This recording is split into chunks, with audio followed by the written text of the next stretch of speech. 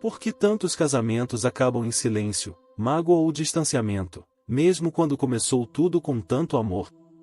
Essa pergunta, que parece assombrar as relações modernas, nos convida a olhar além da superfície. Não basta apontar incompatibilidades, falta de diálogo ou traições. Hellinger nos mostra que, por trás de um casamento que desmorona, existem forças ocultas agindo, dinâmicas invisíveis que arrastam o casal para repetições inconscientes. E muitas dessas forças estão profundamente enraizadas no sistema familiar de origem. Ao longo deste texto, vamos explorar o que está por trás dos casamentos que não funcionam, segundo a abordagem das constelações familiares desenvolvida por Bert Hellinger. Falaremos sobre lealdades ocultas, exclusões, ordens do amor e o lugar que cada um ocupa dentro do sistema. Você pode descobrir que muitas dificuldades que vive a dois não são apenas problemas do relacionamento, mas reflexos de algo muito mais antigo. Se esse conteúdo tocar algo em você, lembre-se de se inscrever no canal para continuar recebendo reflexões como essa. E me conte, está fazendo sentido para você? Qual assunto você gostaria de escutar por aqui? Vamos seguir. O fracasso conjugal, à luz da visão sistêmica, raramente tem uma causa única. Quando Hellinger observava casais em constelações, ele via que por trás dos conflitos havia emaranhamentos, exclusões e desequilíbrios que não estavam sendo vistos. A briga sobre quem lava a louça, quem tem mais razão ou quem é mais presente não é a verdadeira causa. São apenas sintomas. Muitas vezes, um dos parceiros não consegue se entregar completamente à relação porque, inconscientemente, ainda está ligado a um amor antigo que nunca foi encerrado com dignidade. Ou talvez carrega consigo uma dor profunda da relação entre seus pais, e sem perceber, repete os mesmos padrões que testemunhou na infância. Hellinger dizia, o amor precisa de ordem para dar certo. E essa frase tão simples carrega uma sabedoria profunda. O amor por si só não é suficiente. Sem respeitar as ordens do amor, ele se torna caótico, desequilibrado, e muitas vezes, destrutivo. Essas ordens são três: pertencimento, hierarquia e equilíbrio entre o dar e o receber. A primeira ordem nos diz que todos têm o direito de pertencer ao sistema. Quando um ex-companheiro é excluído, ou quando uma criança abortada é ignorada, o sistema entra em desequilíbrio. E este desequilíbrio se manifesta de forma misteriosa, pode ser o novo companheiro sendo rejeitado sem razão, ou uma sensação de vazio constante, mesmo com tudo aparentemente certo. A segunda ordem nos fala da hierarquia: quem chegou antes tem precedência sobre quem chegou depois. Quando um filho assume o lugar de um dos pais, ou quando um parceiro se coloca como superior ao outro, desrespeitando a ordem natural, o amor não consegue fluir com força. É como tentar acender uma vela ao vento. Ela até brilha por um momento, mas logo se apaga. A terceira ordem trata do equilíbrio entre dar e receber. Em um relacionamento amoroso, esse equilíbrio é vital. Se um dá muito e o outro pouco, a relação se rompe. Se um espera sempre receber e nunca retribui, o outro se esgota. O amor que permanece precisa de troca. Vamos observar isso na prática. Imagine uma mulher que cresceu vendo o pai agredir a mãe. Ela prometeu a si mesma que jamais aceitaria um homem autoritário. Anos depois, encontra um parceiro gentil, mas vive testando seus limites. O critica constantemente, o empurra para fora, sem perceber que, no fundo, está ligada a um pai violento que nunca pôde amar. Em nome de uma lealdade inconsciente, ela repete a rejeição que a mãe não conseguiu fazer. O casamento, então, se torna um campo de guerra silenciosa. Ou pense em um homem que, aos 12 anos, perdeu o pai, e desde então passou a cuidar da mãe. Tornou-se o homem da casa. Quando adulto, se casa, mas permanece emocionalmente ligado à mãe. A esposa sente que não é prioridade, e ele não entende o porquê dos conflitos. Neste caso, o fracasso conjugal não é culpa da mulher nem da relação em si, mas de uma inversão sistêmica que o prende ao passado. A criança emaranhada ainda ocupa o lugar do pai. A constelação mostra que, enquanto não se restitui a ordem em devolvendo a mãe ao lugar de mãe, e o pai ao lugar de pai, o homem não consegue estar inteiro na relação conjugal. Ele está sempre dividido. Hellinger afirmava que o amor infantil, em aquele que quer salvar, compensar ou pagar a dor dos pais, é o que mais destrói os relacionamentos adultos. Porque quem ama de forma cega no passado, ama de forma insuficiente no presente. Muitas vezes, estamos tão leais aos sofrimentos familiares que não conseguimos ser felizes. Não nos autorizamos. Como poderíamos sorrir enquanto nossos pais sofreram tanto? Como amar alguém plenamente se minha mãe viveu um casamento infeliz? Então, sem perceber, repetimos. Ou fugimos do amor. Ou escolhemos parceiros que nos rejeitam, para confirmar nossa crença inconsciente de que não merecemos. Quando compreendemos isso, algo começa a mudar. A visão sistêmica não é sobre culpa. Não se trata de julgar a mãe, o pai, ou o parceiro. Mas de reconhecer os movimentos profundos que nos governam. De tomar consciência. E a partir disso, abrir espaço para um novo destino. Uma das frases mais poderosas de Hellinger é: o amor que cura é o amor que vê. E ver, neste caso, é olhar com respeito e inclusão para tudo que houve antes. Para os ex-parceiros, para os filhos não nascidos, para os sofrimentos passados. É dizer: eu vejo, e honro. Mas agora escolho meu próprio caminho. Quando isso acontece, o casal pode se encontrar de verdade. Não mais como crianças carentes, mas como adultos inteiros. Um exercício simples, mas profundo, pode ser feito em momentos de crise conjugal. Sente-se em silêncio e diga internamente ao seu parceiro ou parceira: eu te vejo. Vejo sua história, sua dor, seus pais. Honro tudo que te trouxe até aqui. E se você me permitir, estarei ao seu lado como igual. Nem maior, nem menor. Apenas como companheiro, tá? Ponto. Essa simples fala, se feita com verdade, tem o poder de realinhar a energia entre o casal. Porque retira o peso das expectativas irreais e convida ao encontro genuíno. Outro exercício importante é reconhecer os relacionamentos anteriores. Mesmo que tenha sido uma relação breve ou dolorosa, é essencial dizer internamente: você veio antes. Te reconheço e te honro. Obrigado, tá, pelo que foi possível. Agora sigo em paz. Muitos casamentos fracassam porque os ex não foram incluídos. Porque o que ficou mal resolvido antes, se infiltra no presente. E o novo parceiro, sem saber, carrega o peso de um fantasma do passado. A relação conjugal, segundo Hellinger, exige coragem.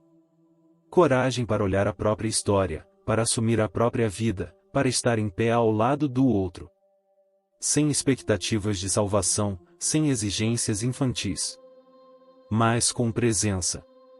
Nem sempre isso é fácil. Mas é possível. Quando ambos os parceiros decidem tomar seus pais, olhar para seus emaranhamentos e assumir sua própria vida, o amor pode florescer com força. Pode durar. E mais do que isso, pode libertar. Se você está vivendo um relacionamento difícil, ou se já passou por vários fracassos conjugais, talvez o que você precisa não é mudar o outro, mas mudar o olhar. Talvez você precise incluir algo que ficou de fora, ou devolver algo que não é seu. Muitas vezes, a maior prova de amor que podemos dar a nós mesmos é desistir de salvar o outro. E escolher viver com responsabilidade pelo que é nosso. Se esse texto está tocando em você, respire fundo. Não há pressa. Não há certo ou errado. Há apenas movimentos que pedem consciência. Nos próximos trechos, vamos aprofundar ainda mais esses temas. Falar das repetições inconscientes, das ordens rompidas, dos triângulos ocultos. Vamos juntos? É impressionante como as dinâmicas invisíveis moldam o destino de um casal.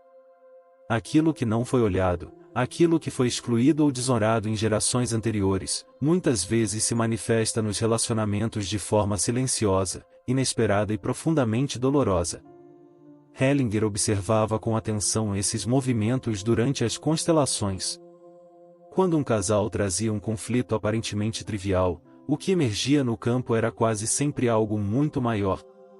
Era como se o relacionamento carregasse, sem saber, o peso de várias gerações. Em muitos casos, o que estava sendo vivenciado pelo casal não era apenas um problema conjugal. Era a dor de uma avó rejeitada, o abandono de um tio que ninguém mais menciona, o aborto escondido pela mãe, a traição do bisavô. Tudo isso pulsa no sistema familiar. E quando não é visto, é repetido. Por isso, é fundamental entender: todo fracasso conjugal tem uma história. E essa história precisa ser reconhecida. Não para encontrar culpados, mas para libertar os envolvidos de repetir padrões que não pertencem a eles. Vamos pensar em um exemplo concreto. Uma mulher se casa e, depois de alguns anos, percebe que o marido se distancia. Ele se envolve com outras mulheres, mente, desaparece por dias. Ela sofre, chora, tenta fazer tudo certo. Em uma constelação, descobre-se que esse homem está inconscientemente ligado a um destino trágico, e seu avô, um homem apaixonado, foi traído pela esposa e enlouqueceu. A dor foi tamanha que a família resolveu nunca mais falar do assunto. Silêncio absoluto. Exclusão total. O neto, sem saber, repete o padrão. Trai, se afasta, se perde. Não por maldade, mas por lealdade. Lealdade a um homem que sofreu por amor. Ao repetir o padrão, ele tenta pertencer. Ele diz, inconscientemente: eu vejo você, vovô. E faço igual para que você não tenha sido em vão. Esse tipo de lealdade é poderosa. E muitas vezes, é fatal para os relacionamentos. A solução, aqui, não está em cobrar o marido, nem em exigir mudanças. A solução começa quando algo é visto. Quando, na constelação ou no coração, alguém pode dizer: eu vejo esse destino. Eu reconheço essa dor. Agora posso me libertar dela. A verdade é que não há relacionamento a dois. Há sempre, no mínimo, 4 pessoas: você, o outro, e as histórias de vocês dois. Seus pais, seus ex-parceiros, os destinos que os precederam. Só quando tudo isso é olhado com reverência é que o casal pode, de fato, começar uma vida nova. Um dos erros mais comuns que Hellinger via era a tentativa de salvar o parceiro. Quantas vezes um homem se aproxima de uma mulher destruída por traumas e tenta curá-la com seu amor? Ou uma mulher acolhe um homem ferido, tentando ser melhor do que todas as anteriores? Essas intenções, embora venham do amor, estão profundamente ligadas ao orgulho. Quem salva, se coloca acima. E no campo sistêmico, essa hierarquia desrespeitada cobra um preço. O parceiro salvo se afasta, rejeita, trai. Porque ninguém quer ser inferiorizado, mesmo que inconscientemente. O amor que funciona é o amor entre iguais. Por isso, uma afirmação sistêmica fundamental para relações maduras é: eu vejo sua dor. Mas ela é sua. E a minha é minha. Se caminharmos juntos, será como adultos, lado a lado. Essa fala, quando sentida profundamente, liberta o relacionamento das exigências e projeções. Não esperamos mais que o outro seja pai ou mãe. Não exigimos que o outro nos cure. Aceitamos. E ao aceitar, algo se transforma. Outro ponto fundamental é o equilíbrio entre dar e receber. Hellinger insistia nesse ponto, especialmente nos relacionamentos amorosos. Quando um dá demais, o outro sente culpa. Quando um se doa sem medida, o outro se afasta. Porque o amor precisa de equilíbrio, não de sacrifício. Uma mulher que faz tudo pelo marido, que abre mão de si para agradá-lo, muitas vezes o perde. Porque ele se sente sufocado, ou pior, sente que nunca poderá retribuir. E então se retira. O mesmo vale para homens. Aquele que tenta comprar o amor com presentes, atenção excessiva ou disponibilidade absoluta, em geral termina rejeitado. Porque o amor verdadeiro não nasce do esforço, nasce da troca. Uma troca honesta, onde cada um dá um pouco, e recebe um pouco. Onde nenhum dos dois se torna dependente, nem salvador, nem vítima. Nos relacionamentos que não funcionam, quase sempre há um desequilíbrio nessa troca. E esse desequilíbrio gera ressentimento, culpa, distanciamento. A saída? Reconhecer. Parar. Reequilibrar. Talvez até dizer: sinto que dei demais. Não porque você pediu, mas porque achei que assim seria amado, tá? Agora, escolho me recolher um pouco, e esperar pela sua parte. Essa postura sistêmica é madura. E muitas vezes, salva o amor. E o que dizer das repetições? Quantas vezes alguém se casa com alguém exatamente igual ao pai ou à mãe? E depois sofre, como se não entendesse o porquê. Hellinger dizia: o amor busca aquilo que é familiar. Isso é literal, amamos o que é familiar. Mesmo que seja tóxico. Mesmo que doa. Se sua mãe era fria e distante, você pode se sentir atraído por alguém assim. Porque seu sistema entende que amor é isso. Se seu pai era agressivo, você pode confundir agressividade com paixão. Porque foi isso que você aprendeu. E então, repetimos. É por isso que, antes de entrar em uma relação, precisamos olhar para nossos pais. Não apenas intelectualmente, mas emocionalmente. Precisamos tomá-los no coração. E isso muda tudo. Tomar os pais, na linguagem de Hellinger, significa dizer: vocês me deram a vida. E isso basta. Não importa se foram bons ou maus, se estiveram presentes ou ausentes. O que importa é que deram o essencial, na vida. E quando reconhecemos isso, nos libertamos das repetições. Só quem toma os pais está livre para amar de verdade. Senão, o parceiro vira substituto. A mulher vira mãe. O homem vira pai. E o relacionamento fracassa. Por isso, um dos exercícios mais importantes para quem quer um relacionamento saudável é: sinto muito por ter esperado de você o que cabia aos meus pais. Agora te vejo como parceiro, tá? E não mais como salvador, tá? E posso caminhar com você de igual para igual. Essa frase pode transformar um casamento. Pode salvar um amor. Porque devolve a cada um o que é seu. E o que acontece quando um dos parceiros é fiel à dor da mãe ou do pai? Essa é uma dinâmica muito comum. A filha de uma mãe infeliz repete essa infelicidade. O filho de um pai traído desconfia de todas as mulheres. Por amor cego. Por lealdade. Nesse caso, a pergunta é: a quem sou fiel ao fracassar no amor? E a resposta pode ser surpreendente. Pode ser alguém que você nem conheceu, mas que habita em você, através do campo familiar. A cura vem quando reconhecemos essa lealdade e a transformamos em honra. Quando dizemos: querido pai, querida mãe, eu vejo a dor de vocês. E escolho seguir diferente. Com amor, sigo meu próprio caminho. Esse é o movimento da libertação. E é o que torna possível um amor adulto, presente, real. Muitos casamentos também falham por causa da presença oculta de um terceiro elemento, o ex-parceiro que não foi honrado, o aborto que não foi reconhecido, o segredo que não foi revelado. Quando algo é escondido, ele clama por ser visto. E se manifesta nos filhos, nos conflitos, nos afastamentos sem motivo. Hellinger dizia que o sistema exige inclusão. Tudo e todos devem ter um lugar. Quando isso não acontece, o sistema cobra.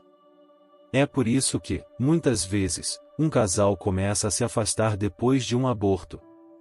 Não importa se foi espontâneo ou provocado. Aquele filho, mesmo não nascido, pertence. E precisa ser reconhecido. Basta uma simples frase: você também pertence. Você é nosso filho, mesmo que não tenha vindo. Essa frase, quando dita com o coração, tem o poder de pacificar o sistema e de salvar a relação. O mesmo vale para ex-parceiros importantes. Aqueles com quem se teve uma história significativa, um filho, ou uma dor profunda. Eles precisam ser honrados. Precisam ter um lugar. Não se trata de manter contato, mas de reconhecer internamente: você veio antes. E graças a você, hoje sou quem sou. Te agradeço pelo que foi possível. E agora sigo. Isso acalma o campo. Liberta o novo parceiro da comparação, do medo, da insegurança. Em muitos casamentos que não funcionam, o que falta não é amor. É ordem. E a ordem, segundo Hellinger, é mais forte do que o amor. Porque ela é o leito por onde o amor pode fluir. Onde há exclusão, não há amor duradouro. Onde há desrespeito à hierarquia, o amor enfraquece. Onde há desequilíbrio, o amor adoece. A solução é simples e mais não fácil. É olhar, incluir, honrar, reequilibrar. E para isso, é preciso coragem. Nos próximos trechos, vamos mergulhar ainda mais fundo nas dinâmicas sistêmicas, falando sobre casamentos que carregam destinos trágicos, relações que nunca se realizam, e os caminhos possíveis para curar essas dores. E você? Está conseguindo perceber em quais pontos sua história conjugal pode estar sendo influenciada por dinâmicas ocultas? Deixe nos comentários a sua percepção, e inscreva-se no canal para seguir com a gente nessa jornada de consciência e amor profundo. Em muitos relacionamentos que fracassam, o que vemos não é o fim do amor, mas o fim de uma ilusão. A ilusão de que o outro pode nos completar, de que o amor vai nos curar, de que se escolhermos a pessoa certa, seremos finalmente felizes. Mas a verdade, como mostra Hellinger, é que o amor verdadeiro não começa na relação com o outro, começa no nosso próprio sistema. Enquanto esperamos que o parceiro preencha o vazio que nossos pais deixaram, ou cure as feridas da nossa infância, estaremos exigindo dele algo que nunca será possível. Estaremos emaranhados com nosso passado, tentando salvar ou ser salvos, repetindo dores antigas como se fossem novas. Hellinger observava que muitos casamentos fracassam porque os parceiros ainda estão ligados a destinos que não são seus. Estão presos a traumas familiares, carregando culpas que não lhes pertencem, vivendo histórias que se repetem há gerações. E quando a vida em casal começa a se aprofundar, essas histórias vêm à tona, às vezes de forma explosiva, às vezes em forma de silêncio. É por isso que, para que um casamento funcione, é preciso que ambos estejam em paz com seu passado. Que tenham tomado seus pais, que estejam em seu lugar como filhos, que tenham reconhecido o que foi, e aceitado o que não pôde ser. Só então o amor entre adultos pode florescer. E o que dizer dos relacionamentos que nunca chegam a acontecer? Aqueles em que alguém vive sozinho por anos, ou entra sempre em relações que terminam antes de começar. Aqui também há uma dinâmica oculta. Muitas vezes, essas pessoas estão ligadas a destinos trágicos dentro do sistema. Um tio que morreu jovem, uma irmã que foi esquecida, uma noiva que morreu no altar. O campo familiar guarda tudo isso. E alguém, inconscientemente, pode dizer: se você não pôde ter um amor, eu também não terei. É uma fidelidade cega, mas profundamente amorosa. Uma tentativa de pertencimento. Nesses casos, o trabalho sistêmico é libertador. Quando a pessoa pode dizer internamente: eu vejo seu destino. E com amor, deixo com você. Agora sigo o meu caminho, e me abro para o amor. Algo se reorganiza no campo. O peso se dissolve. A vida começa a fluir. Esse tipo de exercício, simples e poderoso, pode ser repetido em momentos de introspecção. Não precisa de grandes rituais. Basta a presença e verdade no coração. E o que acontece quando um dos parceiros morre? O luto também exige ordem. Hellinger via que, quando alguém não honra a morte do parceiro, não consegue se abrir para um novo amor. Fica preso ao passado. E quando tenta amar novamente, sente culpa. Ou compara. Ou sabota a nova relação. A solução aqui é a inclusão. É dizer ao parceiro falecido: você foi importante para mim. Sempre terá um lugar no meu coração. Mas agora sigo. E se você me der sua bênção, me abrirei para um novo amor. Essas palavras, ditas com respeito e verdade, pacificam o coração. E libertam o amor. Muitas pessoas vivem relacionamentos congelados porque estão emocionalmente presas a alguém que já se foi. O novo parceiro sente essa ausência.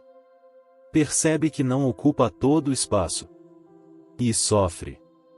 Às vezes sem saber por quê. A constelação revela isso com clareza. Mostra quem está presente no coração, quem foi esquecido, quem ainda precisa ser honrado. E quando isso acontece, tudo muda.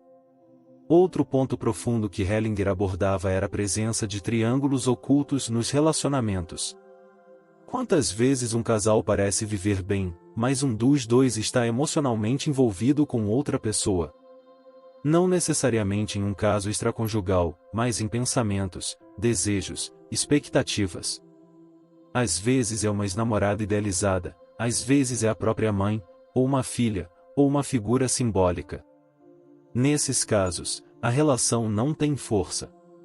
Porque a energia está dividida. Para que o casamento funcione, é preciso que haja inteireza. Que cada um esteja ali, inteiro, presente, disponível. E isso só acontece quando as outras figuras importantes foram vistas, honradas, e deixadas no passado. Uma frase sistêmica que pode ajudar é: Fulana, você foi importante para mim. Te agradeço pelo que vivemos. Agora sigo meu caminho ao lado de outra pessoa. Essa simples fala, mesmo dita internamente, devolve a ex ao seu lugar. Honra o que foi. Liberta o que é. E o que dizer dos casamentos onde há violência? Esse é um campo delicado. E Hellinger nunca romantizou a dor. Ele reconhecia que, em muitos casos, é necessário se afastar, proteger-se e estabelecer limites. Mas mesmo nesses casos, ele propunha olhar para além do óbvio. Ver o que está por trás. Qual a história daquele homem agressivo? Qual a origem daquela mulher que aceita a violência? Muitas vezes, ambos estão presos em repetições. Ele repete o que viu em casa. Ela repete a posição da mãe. E sem perceber, tornam-se representantes de histórias muito maiores. Aqui, mais do que nunca, é preciso trazer luz. E se for o caso, se afastar com respeito. Com reconhecimento.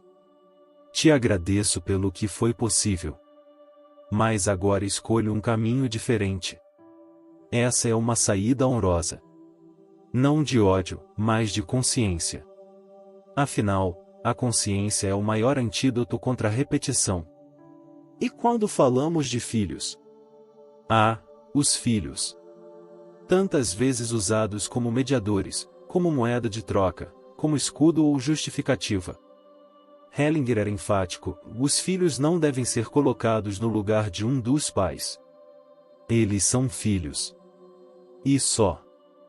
Quando um filho é transformado em confidente da mãe, ou quando uma filha é usada pelo pai para ferir a ex-esposa, cria-se um emaranhado profundo. Essa criança cresce confusa, dividida, sem saber qual é seu lugar. A criança não deve ser colocada contra um dos pais.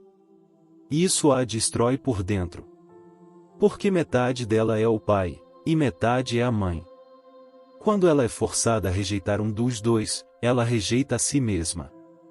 Por isso, mesmo que o casal se separe, o respeito entre os pais precisa continuar. Não por eles, mas pelos filhos. Se for possível, dizer: entre nós, como casal, não deu certo. Mas como pais, temos uma missão. E eu honro o seu papel na vida dos nossos filhos. Essa postura, embora difícil, é profundamente curativa. Ajuda os filhos a crescerem inteiros. E liberta os pais de mágoas desnecessárias. E o que fazer quando o casamento já acabou, mas a dor permanece? Aqui entra o poder do encerramento. Encerrar uma relação não é apenas deixar de conviver. É reconhecer o que houve. É agradecer. É se despedir. Hellinger sugeria frases como: te agradeço por tudo que vivemos. Pelos momentos bons e ruins. Com você aprendi.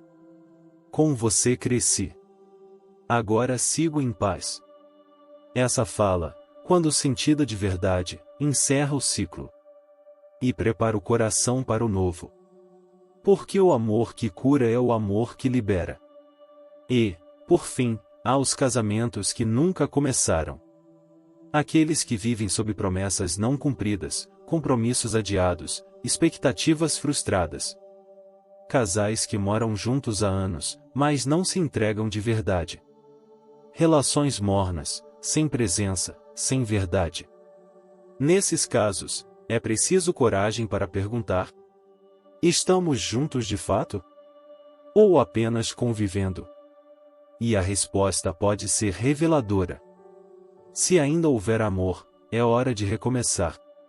De se escolher de novo. De deixar para trás o que já passou. Se o amor tiver se esgotado, é hora de se despedir com dignidade. Sem culpas. Sem dívidas. Com honra. A visão de Hellinger não é sobre manter casamentos a qualquer custo. É sobre trazer consciência. Para que, juntos ou separados, as pessoas possam viver com mais verdade, mais amor, mais inteireza. E esse talvez seja o maior ensinamento: não existe fracasso conjugal quando há crescimento. Mesmo as relações que terminam podem nos tornar mais fortes, mais conscientes, mais humanos. Porque o amor não se mede pela duração, mas pela profundidade. E toda relação que nos ensina a ver, já cumpriu sua missão. Se você chegou até aqui, talvez esteja sentindo algo diferente no seu peito. Talvez esteja percebendo que muito do que viveu, ou ainda vive, agora faz sentido sob essa nova luz. Então te convido e olhe para a sua história com mais compaixão. Olhe para seus ex-companheiros com mais gratidão. Olhe para seus pais com mais reverência. E olhe para si mesmo com mais amor. O amor que dá certo não é o que não tem conflitos. É o que inclui tudo, os erros, os acertos, as dores e os aprendizados. É o amor adulto. O amor sistêmico. O amor que vê. E você? Já se perguntou o que do seu sistema familiar está influenciando sua vida amorosa hoje? Comenta aqui embaixo o que mais te tocou nesse texto. E se esse conteúdo fez sentido para você, se inscreva no canal para continuar recebendo reflexões profundas sobre sua vida, seus relacionamentos e o seu destino. Estamos juntos.